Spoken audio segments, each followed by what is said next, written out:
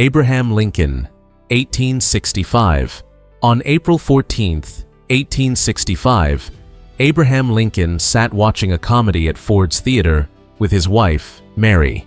In the shadows behind him stood John Wilkes Booth, an actor and Confederate sympathizer. Booth knew the play by heart, and he knew exactly which line always made the crowd roar with laughter. He waited for it, and the moment the audience erupted, he fired a single shot into the back of Lincoln's head, the sound swallowed by the laughter. Lincoln was carried to a nearby boarding house, where he died the next morning without regaining consciousness. James A. Garfield, 1881.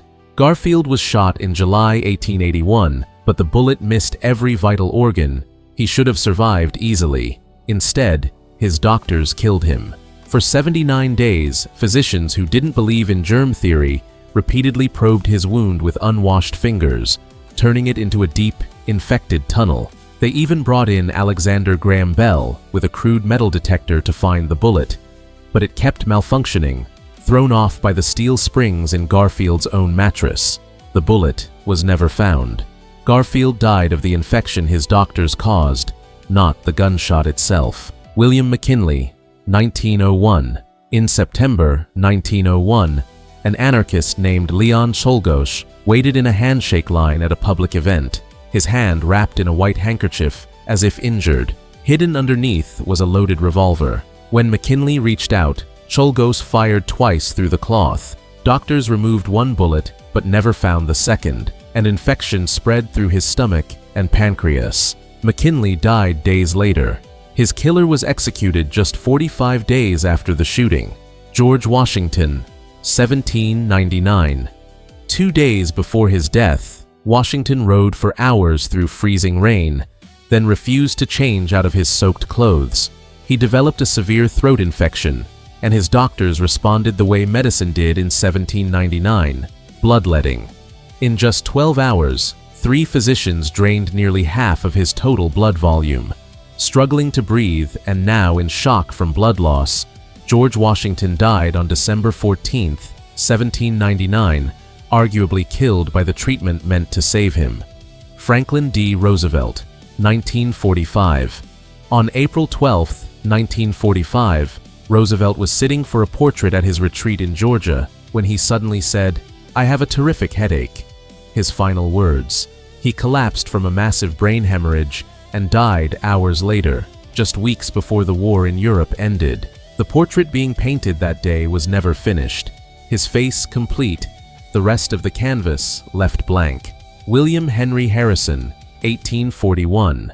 To prove critics wrong about his age, Harrison delivered the longest inaugural speech in U.S. history. In freezing snow, refusing to wear a coat, he caught a severe chill that turned into pneumonia and died exactly 1 month later, the shortest presidency in American history. Zachary Taylor, 1850. After hours in brutal heat at a July 4th ceremony, Taylor cooled off with raw cherries and iced milk. He fell violently ill and died 5 days later. For years, people blamed the cherries, but historians now believe the real cause was contaminated White House ice, drawn from water dangerously close to a sewage dump, likely giving him cholera or typhoid. John Quincy Adams, 1848 years after his presidency, Adams was serving in Congress, fighting against slavery. In February 1848, he stood to shout "No" on a vote, then collapsed on the House floor from a brain hemorrhage. He lingered 2 days before dying. His final words, "This is the last of Earth. I am content." He remains the only president to die inside the Capitol. Woodrow Wilson, 1924. After a paralyzing stroke in 1919 left him partially blind, Wilson's wife, Edith, quietly took control, restricting access to him and reportedly signing documents in his place. For roughly a year and a half, the country was effectively run in secret, one of the most remarkable cover-ups in presidential history. Wilson died in 1924, years after leaving office. Andrew Jackson, 1845. Jackson survived duels and an assassination attempt, living with 2 bullets permanently in his body.